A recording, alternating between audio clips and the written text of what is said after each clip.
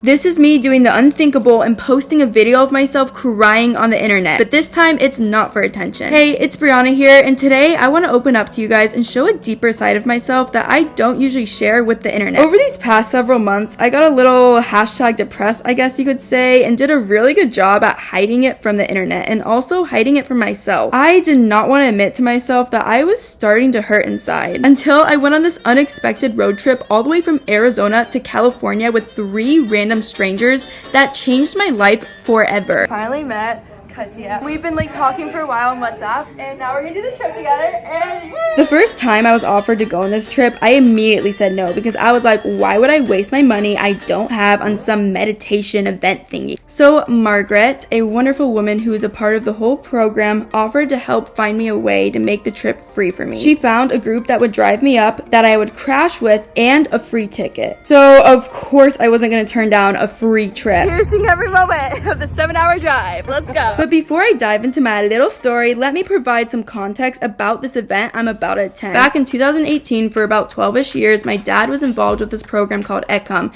It's in India, and it's where you fly up and you hang out with the monks and you come really #enlightened. Okay, that's a really brief summary of it. If you want to learn more about it, then go to Google. But basically, through my dad doing this program, it was just involved in my childhood, all the practices of spirituality. So when I turned 16, I wanted to attend my first Ekam event. It was called Field of Abundance, and it was in Miami. From there, I learned how to meditate, and I really built a connection to spirituality. Also, I really want to emphasize this video is not here to preach spirituality or any of that. I just want to tell my story, and spirituality just happens to be a part of it. I started to attend more of their events. I flew up to India and helped out in the villages. I did more of the meditation-y seminars, and I started to really build a good connection with myself where I was actually feeling happy within. But then COVID hit, and when COVID hit, I completely stopped working with them and my own spiritual practices like meditating and journaling, and that's where I think my downward spiral into sadness started to begin. It's just easier sometimes just to lay down and just not do anything all day. I stopped all spiritual practices because in my head I was telling myself that I just want to live like a normal person. So I did. I lived like a normal person. I went off to college, I stopped meditating, I stopped journaling, I stopped reflecting within. That's why these past several months were the hardest on me, because the sadness could not be held in any longer, and I thought there was no way out of it. But then I got hit up to go on this road trip. I must admit, I was terrified at first because I was stepping out of my comfort zone, but I pushed through and the trip unfolded into something beautifully unexpected. We all stayed in LA at an Airbnb for 3 days to attend this meditation event. We got here, and it's actually really cute. The Airbnb we stayed at was unexpectedly gorgeous, surrounded by apple trees and breathtaking nature. It's the next day, and today we will be volunteering at the event.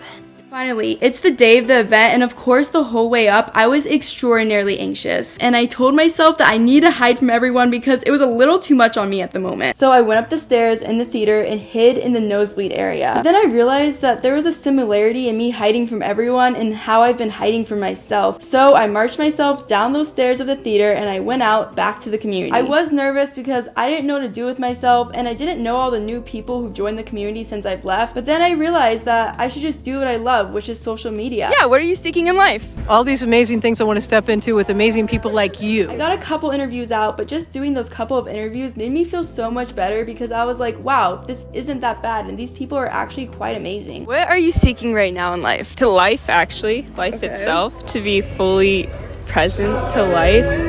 To actually live in connection. The event began and Shri Preethaji and Krishnaji spoke on stage. We are here for an amazing event with our spiritual teachers, Shri Krishnaji and Preethaji, and this is the first time ever they are in America together. They've done this many times by themselves, but this is the first time they're here together as a couple. Awakening thousands of people to the experience of enlightenment. The final meditation at the end of the event was honestly the biggest breakthrough moment for me, and I started crying. It was so intense. I realized in this moment that it was so important for me to be at this event because you cannot get meditations like this from YouTube. As the event came to an end, I felt this deep gratitude fill up within me. I started off hating the world and thinking it hated me, but the universe was still there for me when I was at my lowest, and it wanted me to get better. Experiencing this trip brought back a light within me that I thought would be lost forever.